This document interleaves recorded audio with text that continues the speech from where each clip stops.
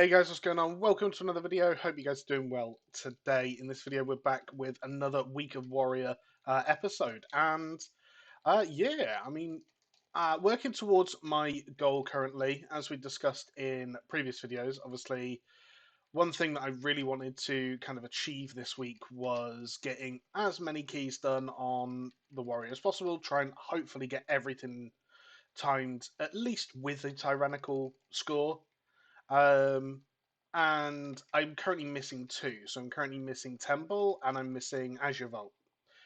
So they will be kind of my next goals. And assuming I get both, I will be. I think I'll be about 1300 with just Tyrannical score, which is not too bad. Work on trying to get, well, everything timed on a fortified potentially either next week or in a couple of weeks' time. I'm going to put both here again because I'm feeling confident and I think our healer can handle it. So it's a pre-made group from uh, it's a pre-made group from Kazakh um, that I've joined. We're just looking for a tank. This is not going well, is it? I'm gonna just rally, just help out a little bit. Kick the tidal bursts. So you don't on a fortified week. You definitely not do this key this way. It's only the fact that it is tyrannical and there's kind of no extra damage from affixes that I'm doing it like this. This is not good either. So I'm going to pop my cooldowns here, I think. So I'm not concerned about me dying. I am very concerned about the group dying and not kicking tidal bursts, which is exactly what's just happened.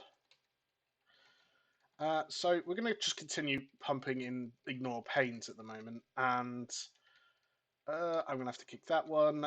And I've got Shockwave for this one. Shockwave as late as possible. Give them as much time as possible just to do damage. And I think we'll probably be fine with this pack now. Yeah, for some reason they're not kicking the priority target, which or the priority kicks. Which on this pack, the kicks you want to be worried about is the two Hydro bursts or tidal bursts, sorry, and this tainted ripple. It can be dispelled, so if one person gets it, it's not too bad. It's why as a tank I tend to stay out. But normally you tank it up there just to be able to line of sight. This boss is annoyingly easy and frustrating. So he goes through two phases. The first phase is this kind of scenario where he's literally just throwing. He's going to put a debuff on someone that makes them drop a puddle, which is on this player right now. So they're going to drop a puddle. You want to drop these to the outside, just keep the inner circle tidy as possible. And he's going to do Hydro Blast, which is the same as what the mobs were doing. It's just like a casted spell on a random person.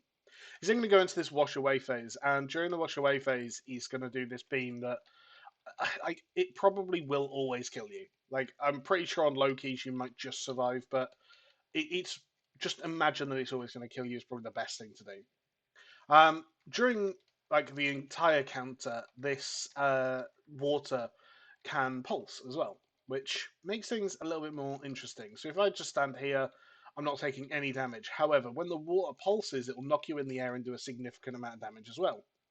That's two people dead. That's not good. There you go. There's the water pulse. So you don't really want to ever go across when the water pulse. What you want to do is wait for it to cast and then run to the next platform. Like I said, it's actually not a hard fight. It's quite simple when you think about it. Um, there's very few mechanics, and yes, there is a one-shot thing, but I'm gonna have to just there we go. But yeah, so because we've only got one DPS alive, I think that DPS is going to get every single one of these puddles now, which is not ideal. I'm going to stick around in battle stance as much as I can just to try and get as much damage out on the boss, because otherwise it's going to be quite a slow kill. So it's water's pulsed, I can move across. Water's splish boshing, water's pulsed, I can move across. If you do this boss like that, you are absolutely fine. Obviously, if you get caught and you are behind and you have to risk it, try and just run across. Don't jump; it takes longer.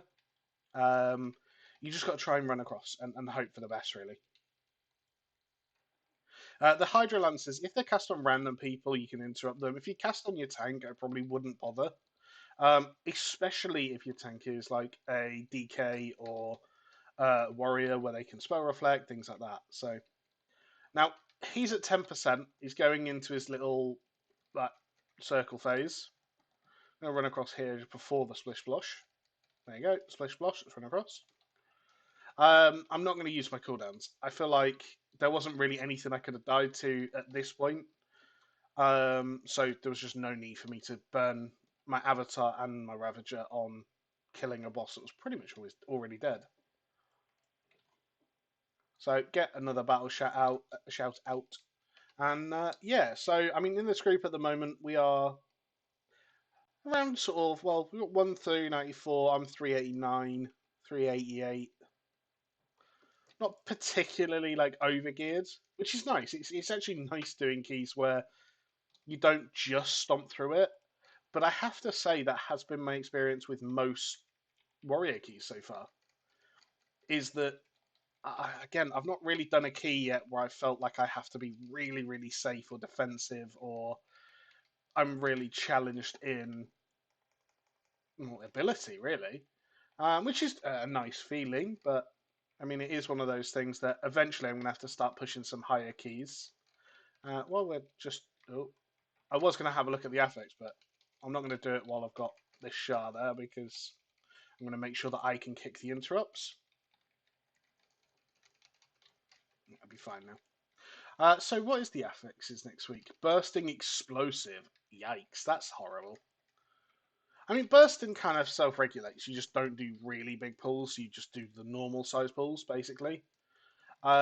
Explosive can be a little bit annoying, but actually, I think it's a very good pug week. I think it's a bad kind of organized group week, but I'm okay with it as a pug week.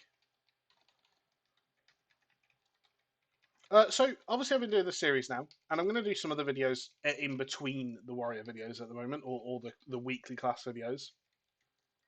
But would you like to see them for 2 weeks, so that I have like a tyrannical and a fortified cycle, or would you just like to see them for one? I think it might be quite interesting just to see, like, focus on one character and then switch every 2 weeks and just see how high we can get them between the different kind of categories. I'm going to just shield wall here. There's no need for me to take extra damage. I mean, we didn't take any damage really, and we pumped. So yeah, let me know what you guys think of that. I should probably get out of the way. Huh? Well, that's dead. So the next class is likely to be Monk that I do. And it's kind of why I want to figure out if I'm going to do a week or 2 weeks now, because the Monk hasn't actually hit 70 yet. So it's one of those things that I'd quite enjoy going through that gearing process and then going through the the starting to get into the keys, starting to get into raid, doing the Razagath quest, and just going through all that stuff of a new character, but do the actual progression of it over 2 weeks and see how high we can push it and things like that. But yeah, I mean, I'm not sold on anything yet. I'm not particularly made any major decisions. This boss is quite simple. I don't like the fact that they have changed it now that you only get the same boss. There used to be two different boss encounters here. This one's quite easy. Effectively, they both do pulsing AoE damage and just general damage. The more you hit them, the more damage they do. The stacks fall off after a couple of seconds of not hitting them, so you basically just jump between the targets, swap on about 7 stacks, and that's it. There's a debuff that he puts on a player, which increases their damage and healing by 25%, but stacks up. So I've got it at the moment. Damage and healing increased by 25%, but it does do quite a lot of damage just in general. I'm going to need someone to come. Okay, not Kiyomi, that's fine. Oh, we overstacked him. That was my bad. I wasn't really paying attention, to be honest. So you see he's now immune because he got to 10 stacks. He's also doing a lot more damage. We should really stop on this one as well. we'll get a good idea of just how good the group is. No, they didn't. Okay. I could really do with someone taking this buff off me as well. So it's now doing 251k shadow damage. I don't think that's true, but it is still going to do quite a lot. So let's give it to you. I'm now going to do 5% less for a period of time. So he's at 8 stacks now. I'm going to just jump over to the other side. And you can see his stacks have reset. So it falls off really quickly unless he goes into the enrage. So if you stay ahead of it, it's pretty nice. You can pretty much just always follow who Osung's hitting, the NPC, and it'll be fine. Now, obviously I haven't done this dungeon yet, as you can see. I haven't done this dungeon at all on the warrior. And I'm very interested to see how the pack before the last boss goes. So it's quite a infamous pack now of a really, really dangerous pull where there's like 5 different types of Shah and they all do a lot of damage. So be interested to see what we can do there. BM Hunter's pumping actually. 36k DPS is pretty good. I'm trying to get the monks as well. Oh, that's bad. So it's just trying to get them all together so that we can cleave them down at least. The Infestor doesn't really do all too much. He does a frontal and summons these little ads. The ads that can be quite annoying because they do explode. How is he not getting hit? That's pretty impressive. The monks, you only have to really worry about the Mistweaver. She does a cast which you want to interrupt, but aside from that, both of the mobs are pretty easy. But most groups pull them individually because if you make a mistake, either pack can kill you quite quickly. But boom, the biggest DPS. So Temple's quite an interesting one because they've, in most dungeons, take like Nokkul Offensive for an example, right? You typically will be at like 50, you typically will be at 90% trash before you even touch the third boss. If not higher, but at least. Whereas we're going into the third boss now at less than 50% trash. It's quite interesting. And actually, I haven't done this boss either. And this boss can be quite a nasty one for tanks, which I'll explain the mechanics in a second. But yeah, I'm just interested to do different bosses, I suppose, and see how it goes. I stood in the leg kick there. Pretty noob move, but never the mind. The Frostmage is nice, keeping us slow on all the shades. I'm going to pull these 3, I think. So there's 2 kicks you need to worry about here. One is the Mistweaver, which I can't get because she's very far away. And one is the Shah doing a AoE fear. So we've already kicked, well, the group's already kicked 1, stunned the second. Just want to be careful. So Haunted Shah's likely to be the next cast. Doesn't matter, he's dead anyway. I'll now keep an eye on the Mistweaver. Early kick, happy days. Now, I wouldn't recommend doing this pack the way I'm going to do it, but I think with this group we'll be fine, which is I'm going to pull both of these together as long as this Mistweaver dies quick.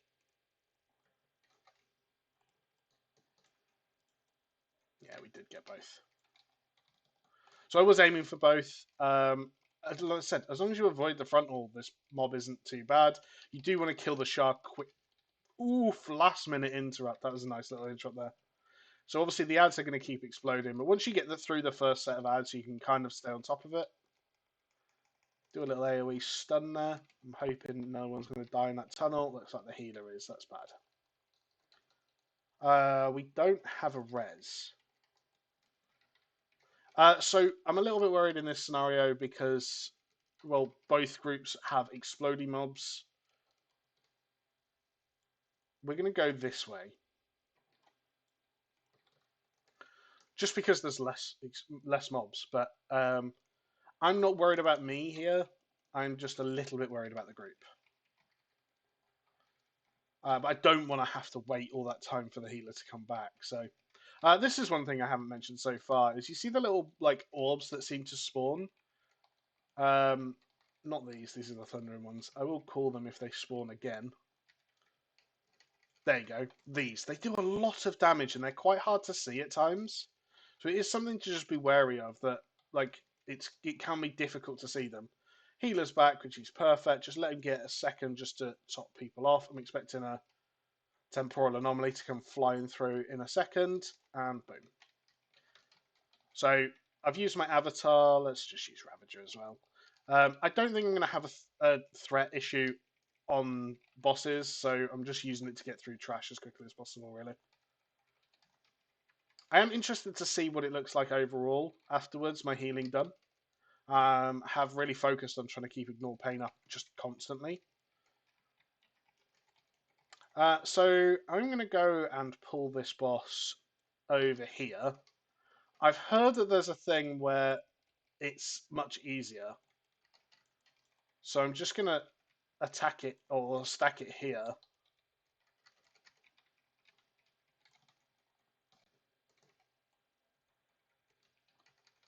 This may be complete troll. I'm not sure what the strategy is. I've just heard something. So I'm going to kind of just try it and see if I can see a benefit. What I've heard is that it helps reduce the damage or the healing reduction when she starts doing that, which is when she switches to Jade, which is now. So I'm going to try to spell reflect the first strike she does. That didn't work at all. Instead, I just stood in everything. Yeah, I don't like this strategy at all. I'm sure there's something. I know a lot of the like MDI players go and tanker over here, so there must be something to it. I just don't know what it is. I only really tried this as well because I'm the only melee, which means it doesn't really matter if I have to like walk out of things. I popped everything there just to see if anything was going to reduce the healing. It didn't. That's quite intense. And boom. I thought it was 25%. Maybe it used to be 25%. But, oh no, she goes at 30, but he comes out at 25. That's interesting. But yeah, she does a nasty, basically targeted heal absorb on the tank and a lot of damage at the same time. I have a feeling that I could probably just mitigate the damage a lot better just by using Ignore Pain and then potentially not even worry about anything else then. And boom, he is dead. So there's a couple of nasty packs here. First one is a Water Speaker pack and a Mistweaver pack. You want to be able to obviously kick both. I'm going to kick the Water Speaker right at the start. One, because I know I've got Shockwave if I need it, but two, because I just want them to pull back a little bit. I'm hoping someone interrupts that. They didn't. That's really bad. And somehow we pulled more. Not quite sure how that happened. I certainly didn't pull them. I've now got to try and... I'm going to try and kill this Water Speaker ASAP. Get in and kill the...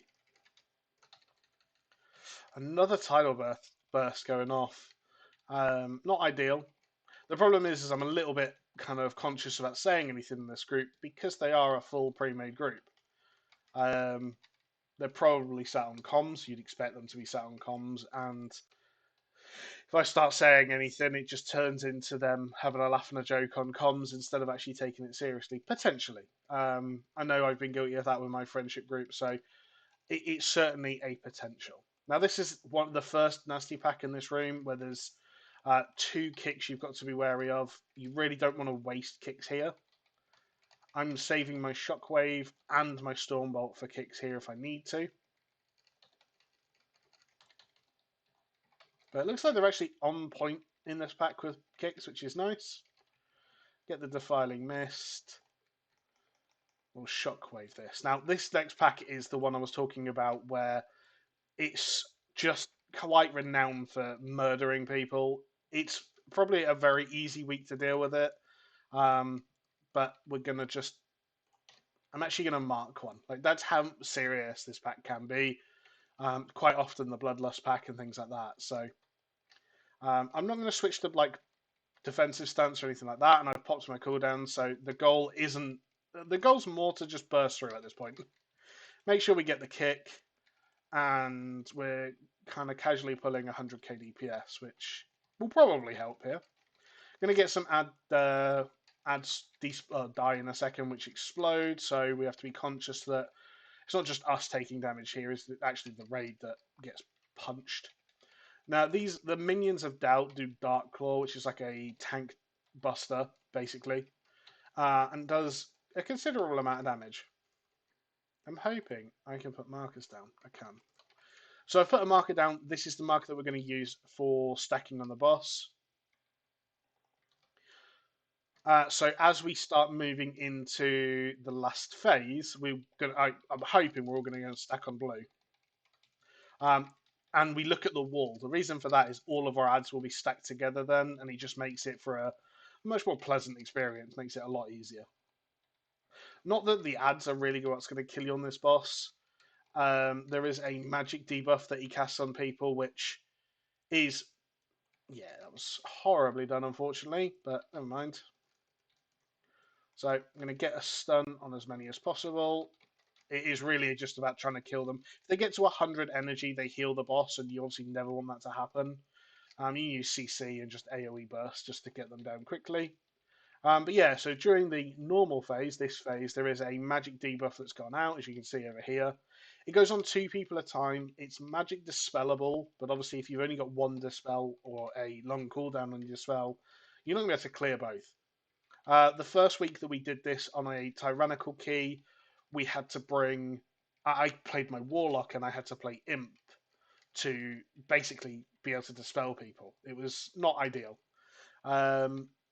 Priest is amazing on this fight because of mass dispel. You just have everyone stack up and you can mass dispel every other one, if not everyone, which is pretty good. We're expecting the boss to go back into his phase in a second. There we go. Almost predicted it. Now we should be stood here we're facing the wall. That means they all jump out in the same direction, at the same distance, and you can just jump on all of them at the same time. Obviously, it isn't happening here, which is a little bit of a shame, but we'll manage. And boom, everything's dead. That's probably the last ad phase. Clear our thundering, and happy days. So I'm expecting this one to give me like 130, 140 points, which would be nice. Then obviously do an Azure Vault. We may do a higher Algathar as well this week. I think it's more time based. I don't think we'd struggle doing the key. In fairness, I could probably do all of these above a 10 this week and not have to worry all too much. That is kind of the disadvantage of trying to play so many different classes and specs, is that you don't always get to push the keys as and when you want. 154, that's pretty nice, over 1,000 rating. Let's just double check what can drop. All specializations, there's a one-hand weapon which we don't want, so Looter's Arms. It's actually a pretty nice ring. And yeah, so thanks for watching, guys. Another video coming soon with probably the Azure Vault, funny enough. And yeah, thanks for watching. Catch you later. Bye.